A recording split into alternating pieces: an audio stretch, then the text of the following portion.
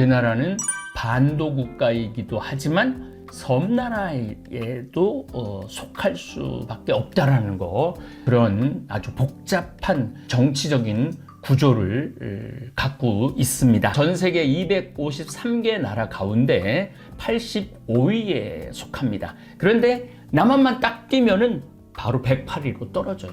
정말 슬픈 국제 정세, 슬픈 한반도 상황이 지금 우리가 처해 있는 거죠. 그래서 우리에겐 언제나 지혜가 필요하고 인내가 필요하고 외교가 필요한 나라가 대한민국입니다. 그래서 정치를 하는 사람들이 이러한 이 구도, 이런 경쟁 구도에 대해서 더 많은 시간을 가지고 토론하고 뉴스로 내보내고 이래야 되는데 월북한 공무원 얘기나 하고 대장동 얘기나 하고 압수수색이나 하고 이러고 있으니 미래가 답답한 거예요.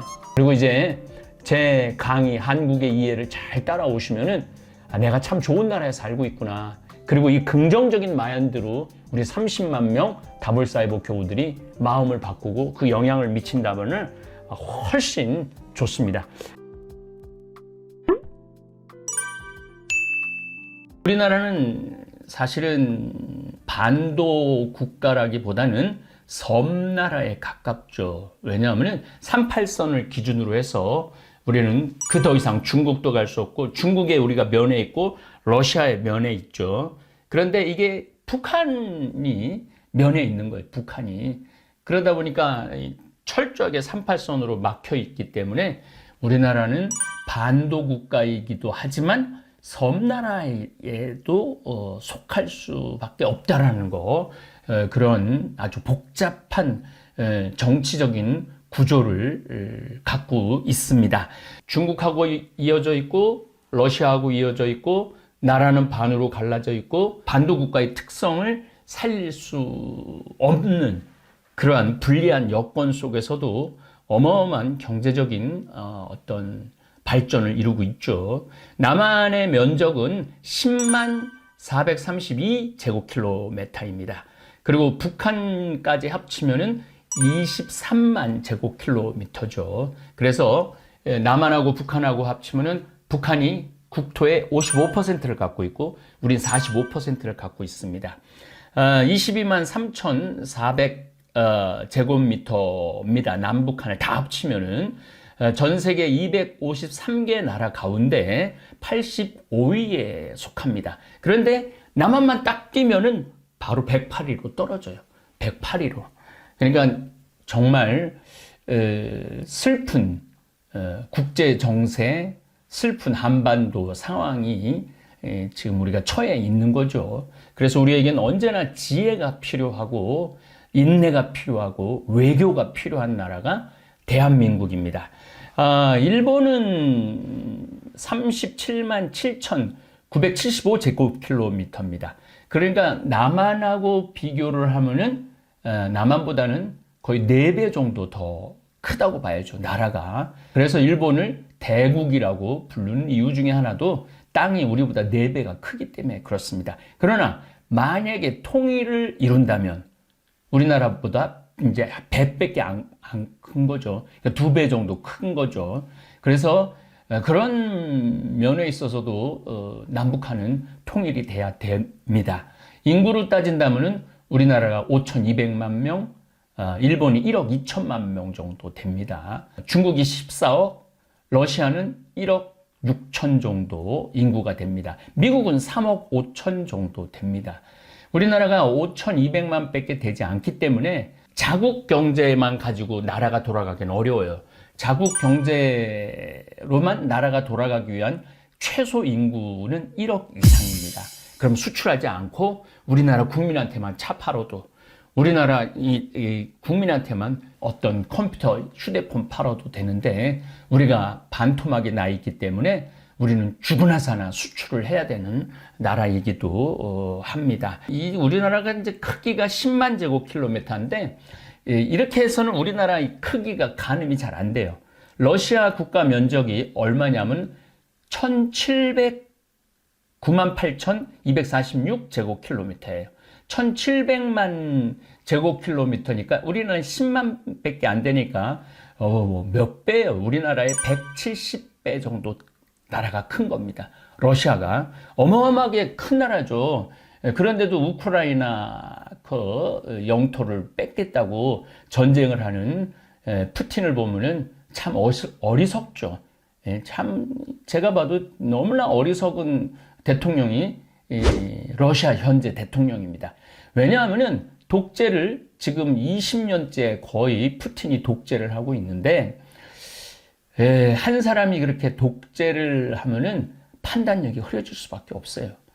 보통 뭐 대통령만 돼도 판단력이 흐려질 수 있는 상황이 많죠. 왜냐하면은 대통령이 되면 왜 판단력이 흐려지느냐 하면은 주변을 감싸고 있는 사람들 말만 듣기 때문에 그래요.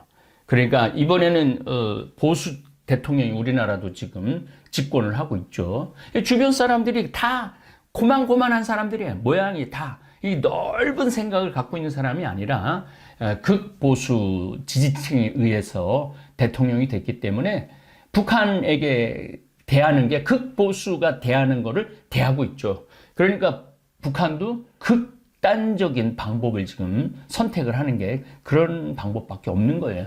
푸틴이 그런 실수를 지금 1700만 제곱킬로미터 우리나라 170배 되는 땅 더욱이 또 지구온난화 때문에 사이베리아라고 영어로는 이렇게 발음을 하는데 우리는 이제 시베리아라고 발음을 하는데 이 시베리아가 지금 동토층이 녹아가고 있기 때문에 그 녹는 땅만 잘 활용을 해도 러시아는 풍요롭게 살 수 있는 나라인데 그런 활용을 하지 못하는 게 굉장히 안타깝습니다.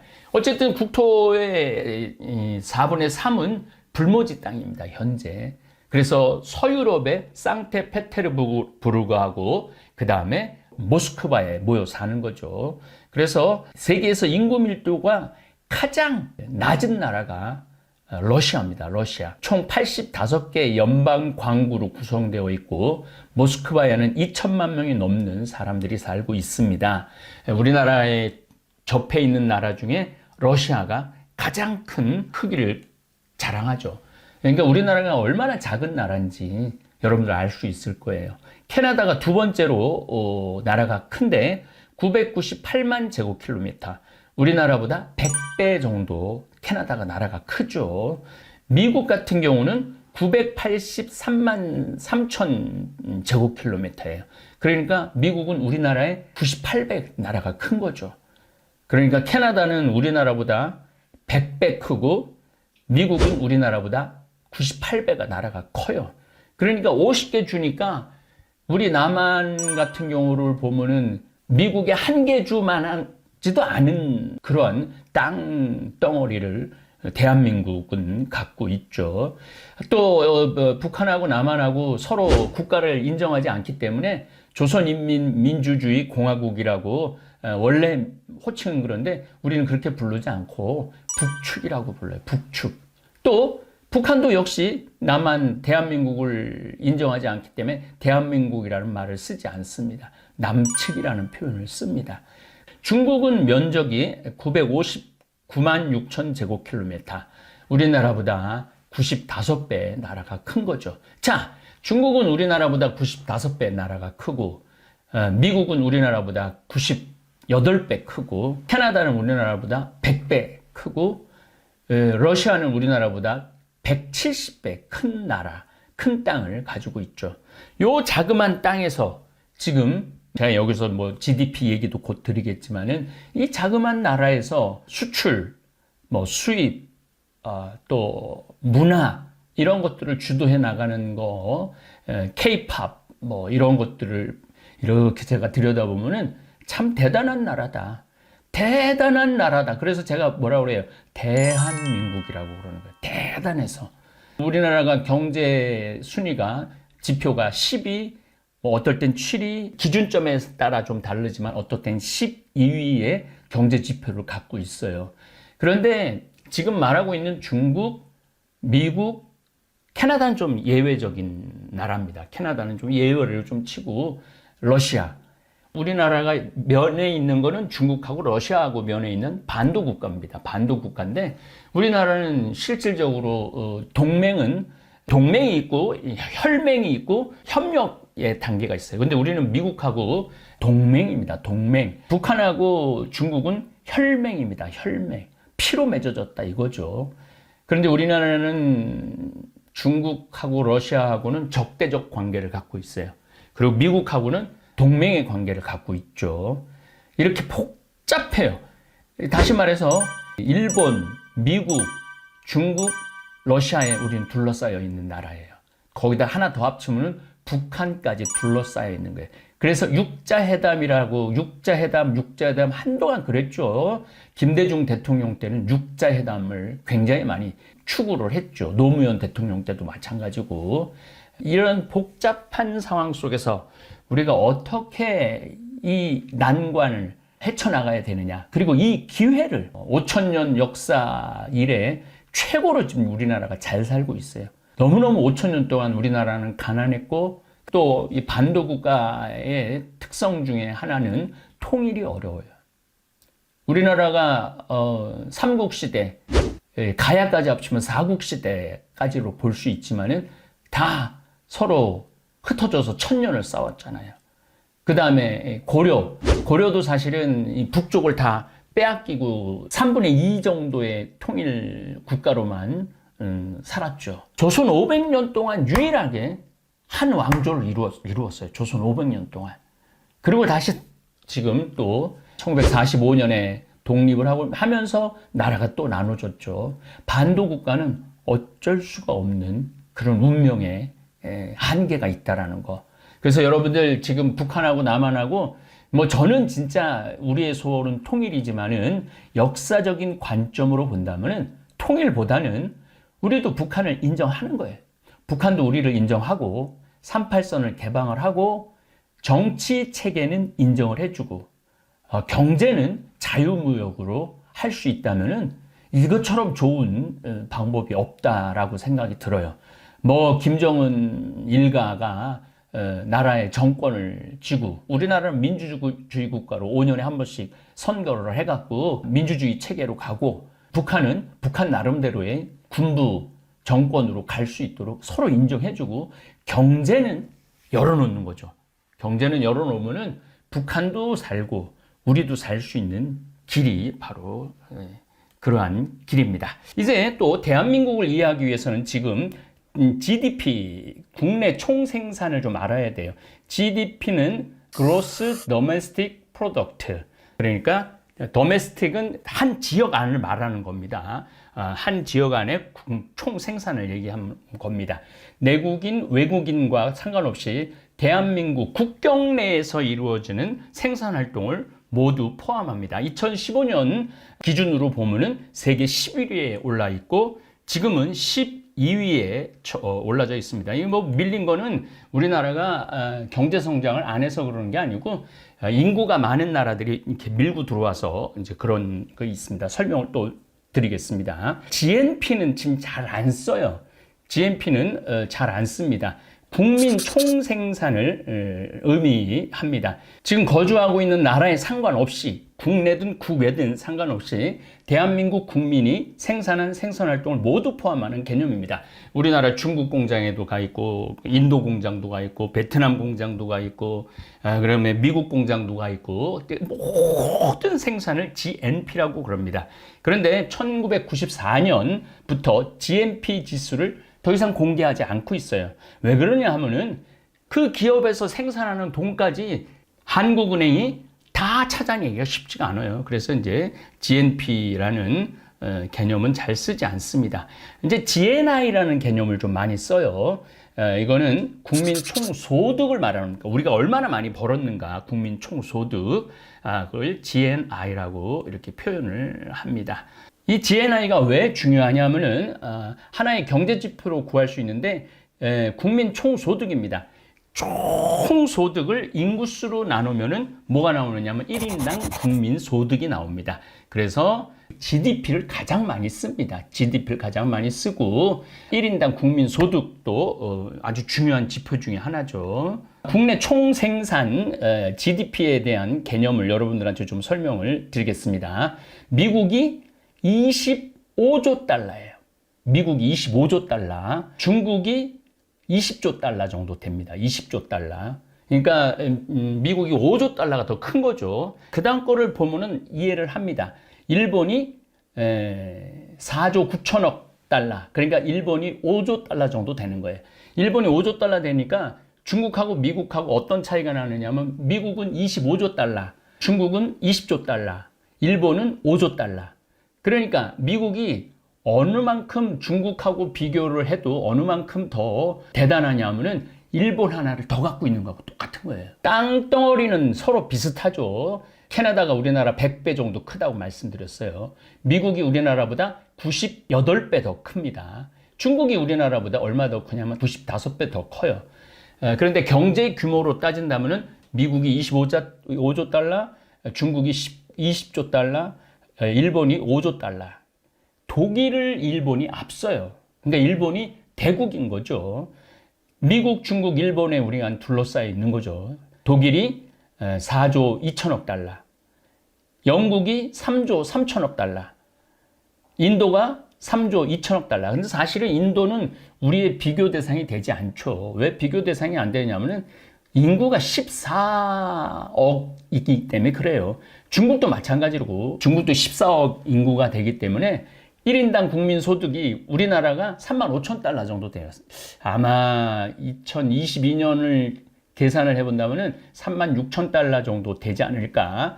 우리가 일본을 앞서는 거죠. 그러니까 지금 앞에 있는 중국, 일본보다 우리가 훨씬 잘 사는 거죠. 독일이 4조 2천억 달러, 영국이 3조 3천억 달러, 인도가 3조 2천억 달러, 프랑스가 2조 9천억 달러에 3조 달러 정도 되죠. 캐나다가 2조 2천억 달러, 이탈리아가 2조 달러 정도 되고, 우리나라가 이탈리아를 앞서고 왔다 갔다 합니다. 우리나라하고 이탈리아하고. 브라질이 1조 8천억 달러.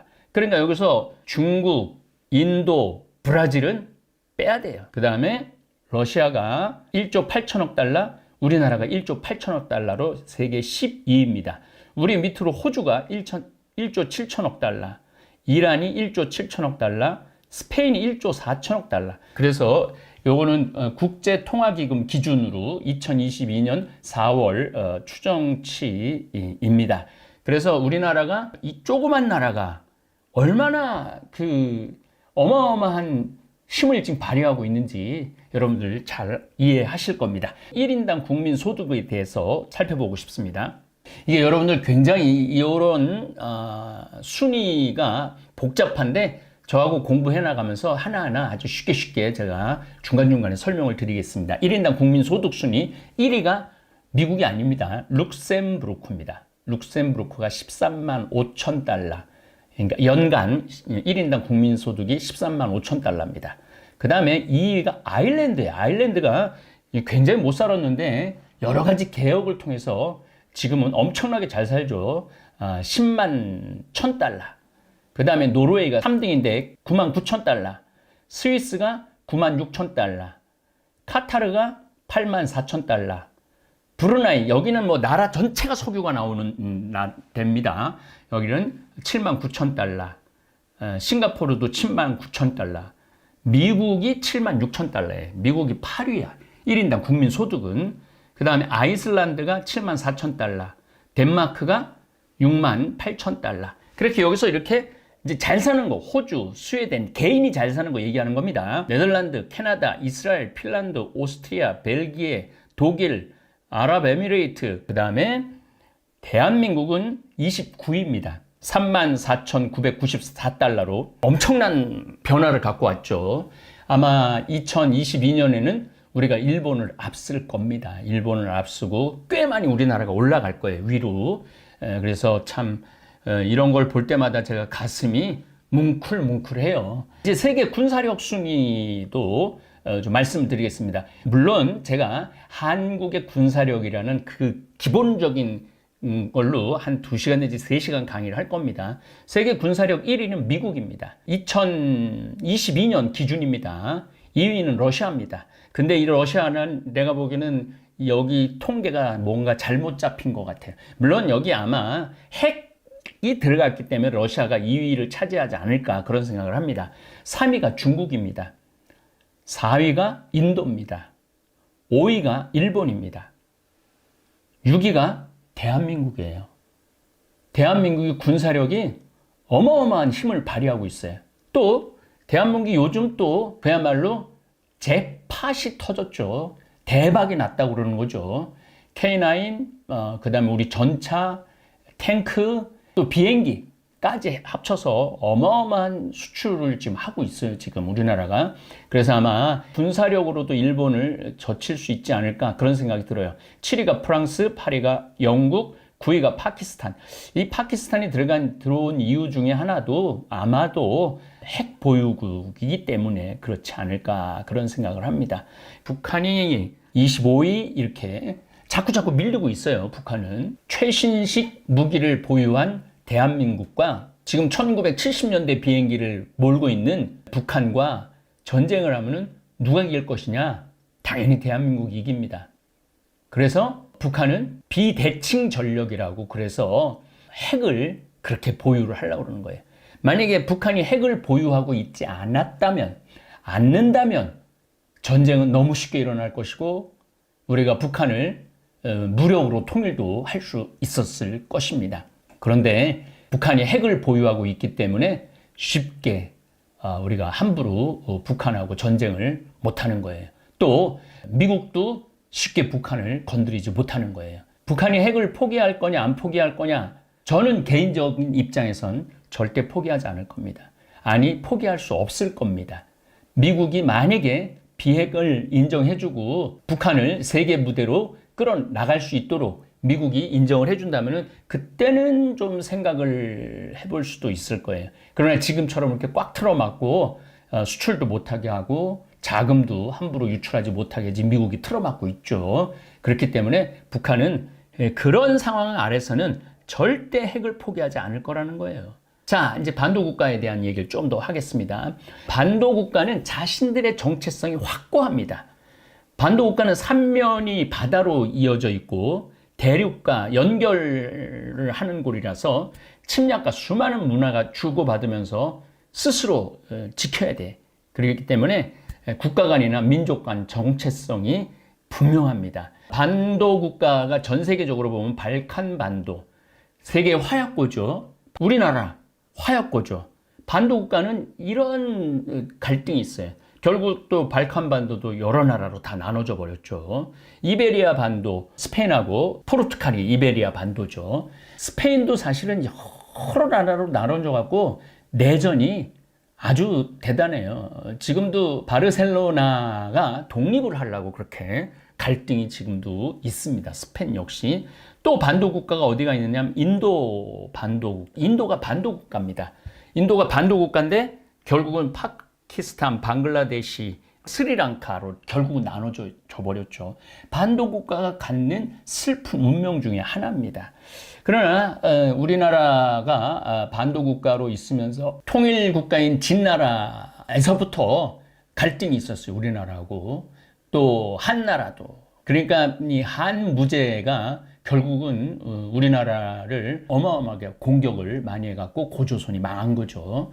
그리고 수나라, 당나라, 원나라, 명나라, 청나라, 그 중국이라는 나라가 우리나라를 침범을 안 한 적이 없어요.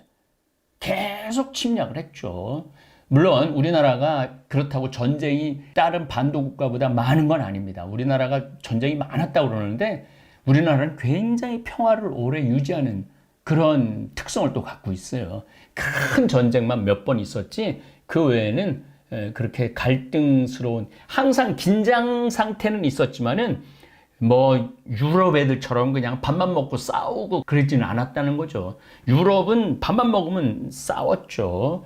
인도라는 지금 거대한 반도 국가를 유지하는 거는 힌두교라는 종교 때문입니다. 우리나라 통일신라도 불교를 받아들이고 고려도 불교를 융성하게 했고 조선시대의 유교를 숭상을 했던 이유 중에 하나가 나라를 하나로, 이 반도 국가는 항상 나눠질 수 있는 가능성이 있어요. 왜냐하면 해안가에 있는 지역하고 대륙하고 붙어 있는 지역하고도 갈등이 많았었던 거예요. 그래서 신라는 결국 당나라하고 손을 잡고 고구려와 백제를 무너뜨렸던 것이죠. 그러니까 그런 갈등들이 항상 존재했다라는 거죠.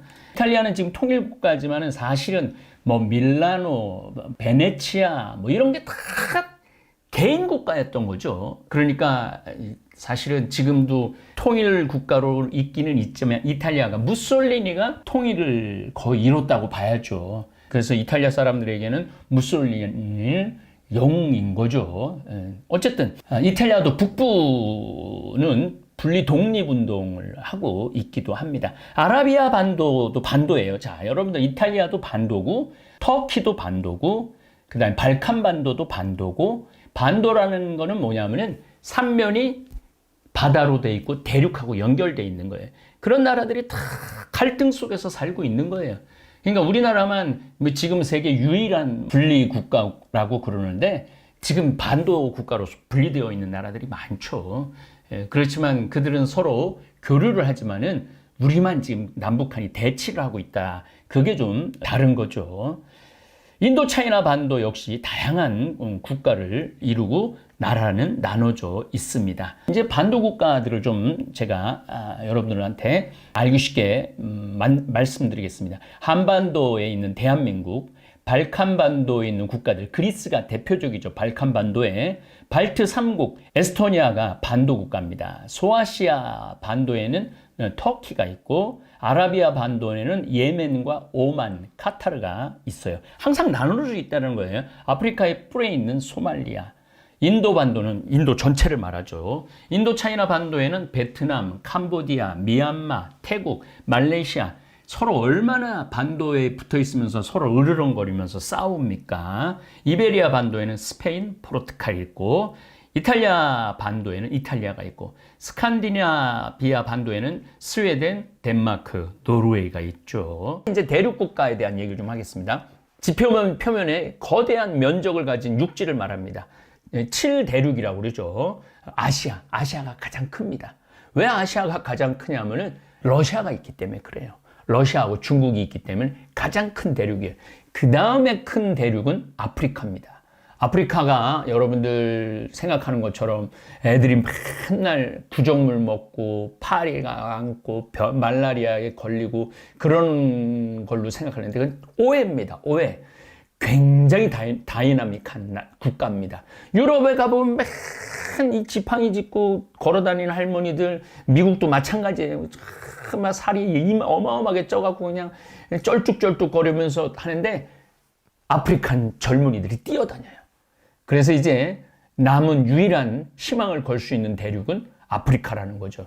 근데 우리나라는 아직 아프리카에 너무나 공을 들이지 않고 있습니다. 그게 제가 아프리카를 10년 이상 다니면서 참 안타까운 것 중에 하나예요. 아프리카는 지금 인구가 한 6억 3천만 명 정도 되는데 아마 10억은 금방 갈 거예요, 아프리카는. 그리고 진짜 어마어마한 광활한 대지를 갖고 있어요. 제가 한 20일 정도 아프리카 여행을 한 적이 있었는데 정말 끝도 없는 평지가 펼쳐져 있어요. 그리고 제가 활동하고 있는 잠비아 역시 우리나라보다 한 7배 큰데 전체가 평지예요. 전체가 평지. 그래서 수로 관계시설만 잘하면은 아주 풍요롭게 살 수 있는 나라가 잠비아죠. 어쨌든 아프리카 굉장히 큰 대륙입니다. 그 다음에 북아메리카, 미국하고 캐나다가 있기 때문에 대륙이죠. 그 다음에 남아메리카. 이 남아메리카도 다녀보면은요, 브라질, 아르헨티나, 뭐 칠레, 페루 이런 데 다녀보면 정말로 아름다워요. 신비롭고. 그 다음에 평지가 우리나라처럼 이렇게 산이 많은 나라가 거의 뭐 스위스하고 우리나라 외에는 다른 데는 정말 대부분이 평지죠. 그 다음에 오세아니아 주가 있죠. 대륙 국가의 공통점은 바로 모든 걸 흡수 통합하려는 그러한 것이 있어요. 중화민국이라고 그러잖아요. 중화. 모든 문화의 정가운데 있다 이거예요, 우리가. 그러니까 다 우리한테 흡수되라 이거예요. 러시아가 그렇게 땅이 넓은데도 우크라이나를 침략하는 것을 봐도 알 수 있어요. 아니, 자기네 땅도 관리 못하면서 우크라이나를 침략하는, 그게 대륙국가의 특성이에요. 지금 중국이 대만을 침략하려고 그러죠. 그게 티베트도 자기네 거, 대만도 자기네 거, 모든 것들을 더 가지려고 그러는 것이 대륙국가의 특성이에요.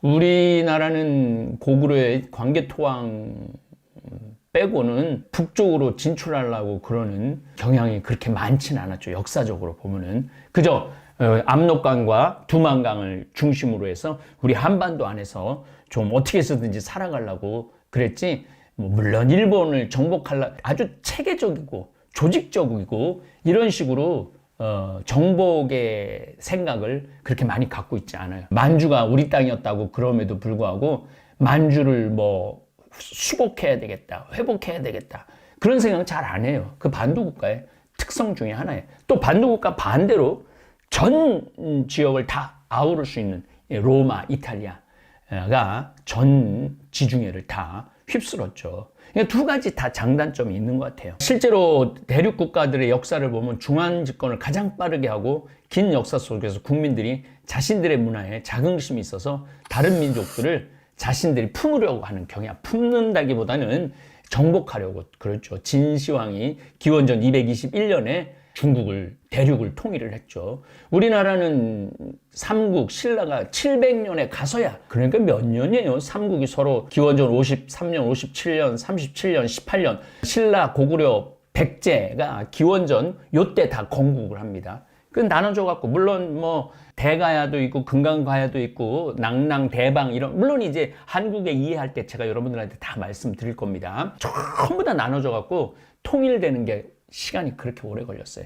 일본도 도요토미 히데요시가 통일시키는데 거의 한 1490년, 한 1000년간 싸운 거죠. 일본도 1000년간 자기네들끼리, 다이묘들끼리 싸웠던 거죠. 번이라고 그러는 것으로. 어쨌거나 하여튼 대륙은 계속 중앙 전체를 통합하려고 그러고 무슨 전쟁을 해서라도 중앙에 쓰기를 원하는 거죠. 러시아는 대략 지금 1억 5천만 명 정도 되는데 연방은 100여 대소민족으로 구성되어 있어요. 100족 정도를 가지고 있는 거예요. 어마어마한 거죠.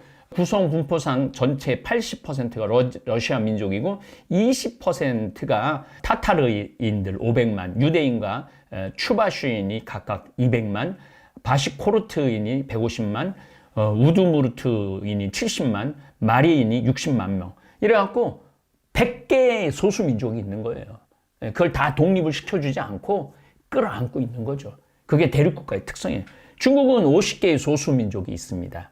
티베트가 대표적인 소수민족이죠. 대만도 하나의 중국을 지향하기 위해서 시진핑이 전쟁도 불사하겠다고, 그래서 대만을 복속시키려고 합니다. 3차 세계대전의 기운이 유럽과 아시아에 깊이 깃들어 있습니다. 이건 좀 다른 얘기지만 우리는 미국과 동맹 국가입니다. 그렇기 때문에 중국이 대만을 침략을 하면은 미국이 대만을 방어하러 가야 됩니다. 우리는 동맹 국가이기 때문에 우리도 참가해야 돼요.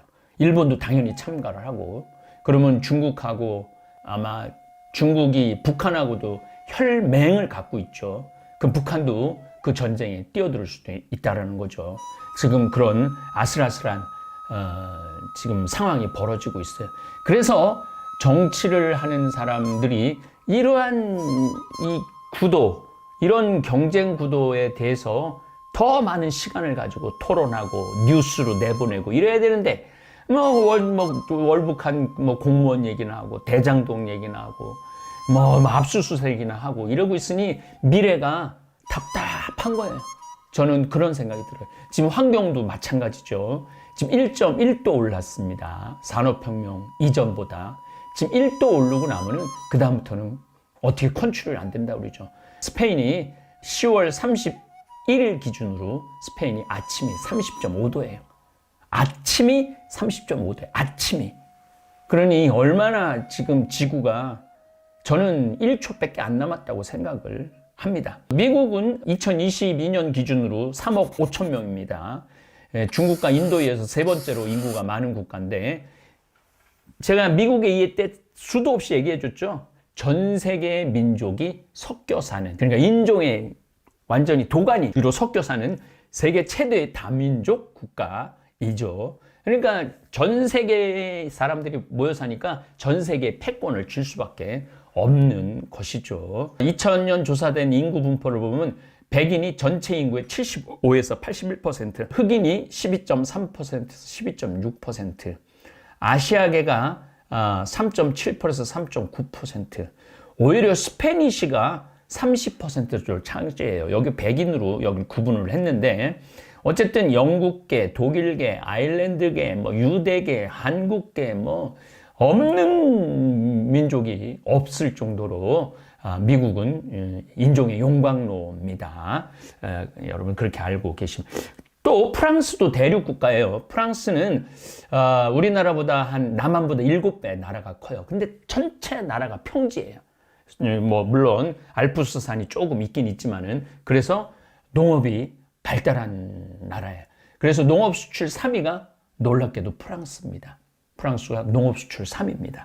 프랑스인들 대부분은 라틴족, 켈트족, 로마인, 오크인, 갈리아인, 게르만족, 프랑크족, 많이 들어봤죠? 이게 다 프랑스를 얘기를 하고 있어요. 얘들의 후손이고, 프랑스는 오랜 세월 지역 관습과 지역적 차이에서 서로 성장해 왔고, 프랑스어는 노르만어, 오크어, 카탈루냐어, 오베리뉴어, 코르스키아어, 바스크어, 프랑스 플랑망어, 프랑코니아어, 브르타뉴어 등 이렇게 많은 언어가 있으니까 다민족 국가가 될 수밖에 없는 거죠.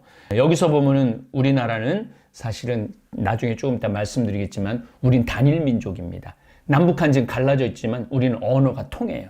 우리 지금 북한 탈북자 2013년서부터 여기서 거의 10년째 일하고 있는데 소통하는데 아무 문제 없어요. 물론 생각의 차이는 좀 많죠. 공산국가와 민주주의 국가가 나눠졌기 때문에 하루아침에 통일이 되면 혼란스러울 겁니다. 서서히 서로 교류를 하면서 서서히 이해해가면서 양보해가면서 극복해가면서 통일이 돼야 되지 않을까. 자, 이제 반도국가 얘기했고 대륙국가 얘기했어요. 이제 섬나라 얘기하겠습니다. 섬나라의 공통점은 친절합니다. 제가 일본에 두세 차례 갔는데 엄청 친절해요. 영국은 건방지지만은 영국 신사라고 친절합니다. 뉴질랜드 굉장히 친절합니다. 섬국가라서 서로 싸우다 보면 다 죽을 수 있다는 공포감이 있어갖고 상대에게 친절하고 기분 나쁘게 하지 않아요. 그래서 일본도 천황이 아직도 존재해요. 왜냐하면 그 천황이 있어야지 서로 싸우지 않거든요. 영국은 아직도 국왕이 있어요. 국왕이 있기 때문에 서로 싸우지 않고 서로 할 수 있는 나라인 거죠. 그리고 항상 대륙 진출에 야욕이 있어요. 일본이 그렇게 만주, 중국 대륙을 진출하려고 우리나라를 그렇게 괴롭혔던 거죠. 그래서 일본 사람들은 본성적으로 한국을 싫어합니다. 빠찡꼬라는 그 소설을 읽어보면은 한국 한민족이 일본 사람들한테 얼마나 무시를 당했는지, 당하고 살았는지, 일제강점기부터 해방이 되고 나서도 사람 취급을, 일본의 와 사상이 있어요. 화자인데 일본인들은 친절하는데 속내를 알 수가 없어요. 일본에서 오래 사는 사람들 대화를 해보면 처음엔 친절한 것 같은데 나중에 보면 아주 미움과 분노가 그걸 누르고 웃고 잘못했다고 그러고 고맙다고 그러고 그렇다고 얘기를 합니다. 인도네시아도 섬나라입니다. 여기도 다민족 국가로 모여져 있죠. 섬나라 사람들이 이렇게 막 평화를 좋아하지 않아요. 해적질을 하는 그런 성향이 굉장히 강합니다. 우리는 단기 2333년 단군 왕검이 고조선을 세운 후 수많은 침략과 전쟁 속에서도 한반도에 사는 그런 민족임에도 불구하고 사라지지 않고 단일 민족을 유지하고 있어요. 다시 말해서 아주 신비한 나라입니다. 비록 남북한이 갈라져 있지만 서로 언어와 말이 같아 소통이 가능한 한민족 분단 현실입니다. 이제 우리는 이 긴 한민족의 이해의 역사로 들어갈 겁니다. 우리나라 지금 5,200만인데 우리나라는 우리 단일 민족이 아닌 다른 베트남 사람들, 조선족들 이런 기화한 사람이 119만 명이에요. 여기서 태어난 사람은 70만 명 정도 되고, 완전히 뭐 결혼으로 한 숫자가 한 20만 명 되고, 한 10만 명은 한국이 좋아서 한국으로 귀화를 한 경우. 그래서 우리가 한 110만 명 정도 되는 우리 한민족이죠. 그들도. 왜냐면 시민권을 얻었기 때문에. 그러나 우리나라도 한 20%의 다문화를 갖고 있어야 된다고 생각이 돼요. 20%. 그래야만 인구 절벽도 막을 수 있고 인구가 줄어드는 것도 막을 수 있고, 그래서 좀 열린 마음으로 이제 다문화 가정들을 봐야 돼요. 저도 다문화 가정 집 한 채를 좀 고쳐줬던 경험이 있는데, 우리가 좀 끌어안는, 포용하는, 그러면은 아마 우리 대한민국이 앞으로도 어둡지 않는, 일본은 다른 민족을 끌어안지 않고 기화를 허락을 하지 않아요. 일본 사람들은. 그렇기 때문에 망해가는 거예요. 우리 지금 110만 명인데 적어도 한 300만 명 정도만 우리가 귀화를 받아들인다면은 우리나라가 이렇게 경제가 무너지지 않을 겁니다. 정치도 앞으로 잘 해나갈 수 있을 거라고 생각을 합니다. 제가 한 10년 전에 자신 껴안기라는 강의를 할 때 우리 성씨 조사를 해봤는데 한 178개, 한 200개 정도 성씨가 있어. 황씨, 김씨, 이씨, 박씨, 최씨, 뭐 조씨, 뭐 이런 성들이. 그런데 작년 기준으로 성씨가 지금 우리가 몇 개냐? 5,000개예요. 그만큼 많은 사람들이 귀화를 했다는 얘기죠. 그래서 우리 강의를 듣는 다볼교우들은 외국인들, 흑인들을 만나도 무시하지 말고 안녕이라고 인사해주고 좋다고 얘기해주고 훌륭하다고 얘기해주고 한국에서 살 수 있는 그런 용기를 가져서 고맙다고 얘기해주고 좀 친근하게 다가갈 필요가 있지 않을까, 그런 생각을 합니다. 팁도 저 식당에서 일하는 친구들 팁도 주면서 그냥 10,000원 팁 주지 말고 고맙다라고 이야기하면서 어느 나라에서 왔느냐라고 이렇게 이야기하면 좀 더 좀 친숙해지고 그들도 한국인이 된 걸 자랑스럽게 여길 겁니다. 그래서 우리 다볼교우들 이제 거의 30만 명 정도 되는데 30만 명이면 어마어마한 일을 할 수가 있어요. 그래서 저는 우리 다볼교우들하고 정말 더 나은 대한민국, 더 행복한 대한민국, 다음 시간에 말씀드리겠지만 행복한 대한민국을 가꾸어 나가도록 함께 노력했으면 좋겠습니다. 우리나라가 행복지수가 뭐 70이다, 뭐 59이다, 뭐 여러 가지 통계가 있는데 2009년에서 2021년 이 행복지수는 1위가 핀란드입니다. 핀란드. 그리고 행복지수 산정하는 방법에 대한 말씀을 드리겠습니다. 주거가 얼마나 환경이 좋으냐. 이 굉장히 중요한 거를 했는데 우리나라는 23점 받았어요. 소득, 돈 버는 것도 중요하죠. 이건 26점 받았어요. 돈 많이 벌어요, 우리. 고용은 28%. 우리나라가 사실은 일하기 싫어해서 그렇지 취직하겠다 마음만 먹으면 얼마든지 취직할 수 있죠. 그 다음에 공동생활이 35점, 굉장히 높은 점수를 받았죠. 불행하게도 교육은 6점을 받았어요. 굉장히 조금 받은 거죠. 그러니까 교육 환경이 우리나라가 상당히 열악한 거죠. 교육은 뭐 여러 번 걸쳐서 말씀드리겠습니다. 환경 28점, 시민 참여가 10점밖에 안 돼요. 많은 분들은 사회에 관심이 없는 거죠. 세상에 관심이 없는 거죠. 물론 광화문에 가보면은 뭐 그냥 뭐 정말 대부분의 국민들은 관심이 없어요. 보건은 우리가 32점, 가장 높은 점수를 내고 있죠. 삶의 만족도는 17점. 치안이 좀 9점이라고 그러는 게 조금 이해가 안 돼요. 우리 치안이 굉장히 좋은데 일과 생활의 조화가 33점. 그래서 우리나라가 이런 OECD보다 훨씬 높아요. 덴마크가 2위고 아이슬란드가 3위예요. 다 북유럽입니다. 스위스랜드, 그 다음에 네덜란드, 룩셈부르크, 스웨덴, 노르웨이, 파리까지가 다 북유럽이에요. 그런데 여러분들 주거, 환경, 뭐 교육, 뭐 그다음에 일자리 만족도, 그다음에 의료, 뭐 이런 것들이 다 합쳐져 있는 거예요. 부탄이 세계 1위라는 거는 그냥 자기네들이 그냥 행복했기 때문에 세계 1위라고 얘기하는 거지. 이런 항복의 잣대를 대면은 너무너무 힘든 나라죠. 너무너무 힘든 나라죠. 파리까지가 전부 다 북유럽인데 이 국가들은 민주주의 국가가 아니에요. 사회주의 국가예요. 사회주의 국가. 그러니까 세금을 왕창 내는 거예요. 대부분이 한 45%의 세금을 내고 돈을 더 많이 버는 최고의 사람은 63%의 세금을 내요. 이번에 저도 고소득자로 분류가 돼갖고 저도 세금을 49%를 냅니다. 왜냐하면 제가 책을 냈기 때문에 책하고 여러 가지 뭐 내가 책임지는 것들이 많거든요.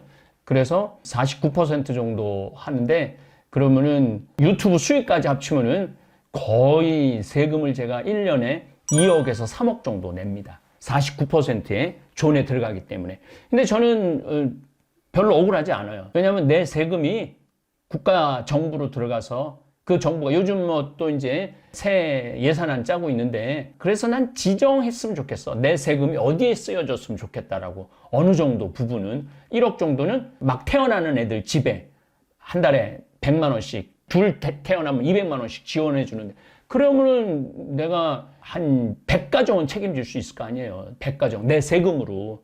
그런데 하여튼 북유럽 사람들은 그렇게 나가는 세금을 아까워하지 않아요. 어려운 사람을 도와준다. 그래갖고 만약에 뭐 핀란드나 덴마크나 같은 정책을 쓰는데, 얘가 대학을 졸업했어. 근데 그 회사에 취직을 했는데 안 맞아. 좀 아주 보링해. 안 맞고 지루하고 그래. 그래서 난 못 다니겠어. 그러면은 나라에서 너 그럼 뭐가 제일 마음에 하고 싶은 일이 뭐냐? 그래서 얘가 찾으면은 국가에서 교육을 시켜줘요. 다시 2년이고 3년이고 그때 학비 다 대줍니다. 그리고 제일 중요한 거는 뭐가 중요하냐면 교육이 끝나면 회사를 찾아줘요. 연결을 해줘요. 취직까지 책임을 지는 거지. 그러니까 취직에 대한 스트레스가 없으니까 국민들이 행복하고 아이들이 해맑을 수밖에 없어요. 그리고 핀란드가 그래요. 나중에 교육에 관련된 여러 가지 이야기를 나누겠지만은 핀란드는 공부 못하는 애들을 따로 과외 선생을 붙여요. 공부 잘하는 애들은 전혀 관심이 없어요. 공부 못하는 애들, 만약에 미분을 못한다, 미분 과외 선생을 붙여요. 적분을 못한다, 적분 과외 선생을 붙여요. 역사를 모른다, 그러면 역사 과외 선생을 붙여요. 그래갖고 아이들이 1등을 골라내는 게 아니라 꼴등을 정상적으로 올리는 교육 시스템을 갖고 있어요. 그래서 아이들이 어느 정도, 그리고 얘네들은 중요한 거는 반에서 1등을 누가 하는지 몰라요. 자기 성적은 누구만 볼 수 있느냐면 자기만 볼 수 있어요. 남의 성적은 볼 수 없어. 내가 이게 50점 맞았네, 내가 100점 맞았네, 자기만 알아. 다른 사람은 몰라. 이게 인간이 언제부터 불행은 시작되느냐, 비교 당하면서부터 인간은 불행하기 시작해요. 시기 질투가 언제 나오냐면 비교 당하면서부터 시기 질투가 나와요. 경쟁이 있으면서부터 시기 질투가 나오는 거예요. 미움, 온갖 음모 이런 것들을 다 꾸미는 게 경쟁, 그 다음에 비교입니다. 그 다음에 이제 9위가 이스라엘이에요. 이스라엘이 그렇게 아랍권에 쌓여갖고 괴로운데도, 뭐 물론 제가 이스라엘을 많이 다니지만은 이스라엘은 좀 독특한 민족인 것 같아요. 10위가 뉴질랜드. 이건 뭐 충분히 이해가 돼요. 11위가 오스트리아입니다. 유럽에 있는 거죠. 그 다음에 12위가 오스트레일리아, 오세아니아 주에 있는 겁니다. 그 다음에 13위가 아일랜드. 이런 거 보면 종교가 강한 나라들이 전부 다 행복한 것 같아요. 그 다음에 14위가 독일, 15위가 캐나다, 16위가 유나이티드 스테이트, 미국입니다. 그러니까 이게 나라가 크고 돈이 많고 힘이 세다고 행복한 게 아니라는 거죠. 그 다음에 20위가 프랑스입니다. 자, 제가 좀 묻고 넘어가고 싶은 것은, 제가 강의 처음 시작할 때는 세계 70위였어요. 그 다음에 59위까지 내려가고 행복지수가 많이 내려간 것 같아요. 우리나라가 많이들 행복해한 거예요. 우리나라가 수출은 세계 7위고 군사력은 세계 6위고 그 다음에 GDP는 세계 12위인데 행복지수 좀 문제가 있는 거죠. 적어도 한 15위 안으로는 들어서야지 경제력하고 행복하고 비슷하죠. 근데 왜 이렇게 행복지수가 뒤로 밀리느냐? 이유가 있죠. 왜 그러냐면은 성적 위주의 교육을 시키기 때문에 그래요. 그래서 애들이 스트레스를 너무 많이 받는 거예요. 그렇게 스트레스를 받기 때문에 아이들이 이태원에 가갖고 스트레스를 풀으려고 그러다가 그런 불상사가 일어난 거죠. 어떻게 보면은 이태원 이 불상사는 우리 어른들의 책임이 크다고 봐야 돼. 계속 애들이 숨통 튈 때를 만들어줘야 되는데 숨통 튈 데가 없잖아요.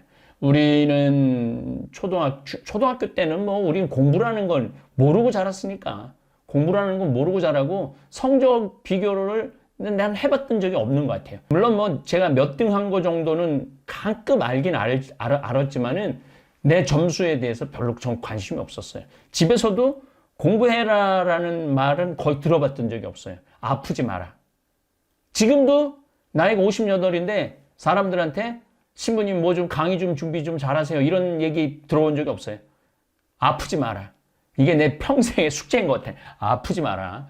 그리고 신부님 죽으면 안 된다. 오래오래 우리랑 같이 있어줘라. 그런 거 보면 나는 사실 행복지수가 대한민국에서도 거의 탑 안에 들지 않을까 그런 생각을 합니다. 이제 우리는 국민소득이 3만 달러가 넘었어요. 3만 달러가 넘었기 때문에 여러분들 막 안 달 안 떨어도 굶어 죽지 않아요.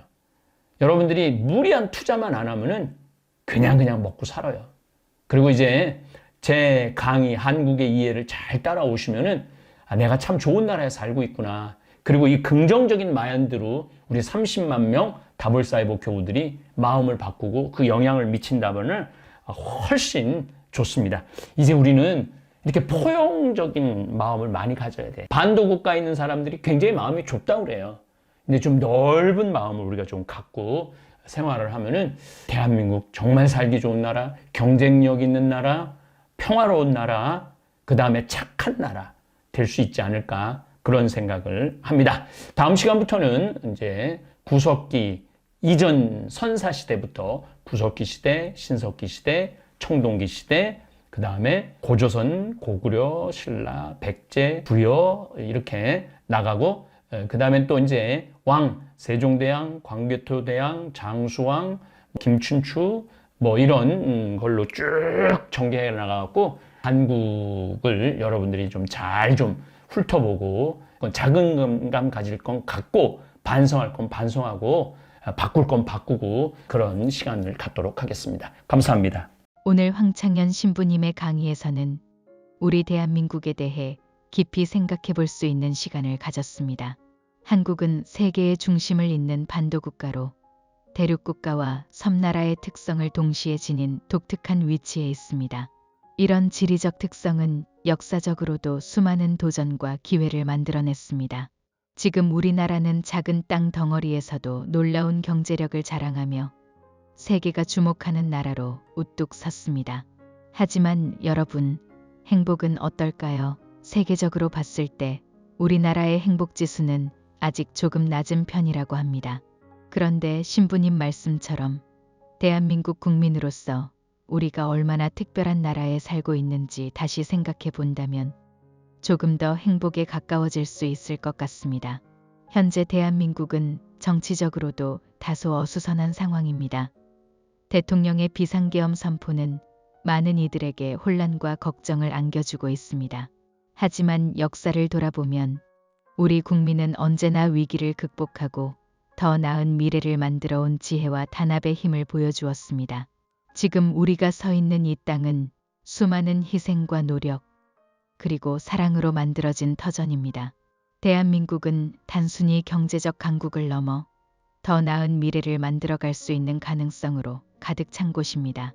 오늘 강의가 여러분께 자긍심과 감사함을 다시 한번 되새길 수 있는 계기가 되었길 바랍니다. 우리 모두가 살아가는 이곳, 대한민국에서 더 큰 희망과 행복을 발견하길 바라며 다음 시간에도 황창현 신부님과 함께 더욱 깊은 이야기 나눠보겠습니다. 감사합니다.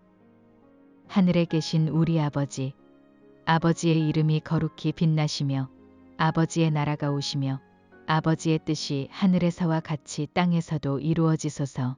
오늘 저희에게 일용할 양식을 주시고 저희에게 잘못한 일을 저희가 용서하오니 저희 죄를 용서하시고 저희를 유혹에 빠지지 않게 하시고 악에서 구하소서.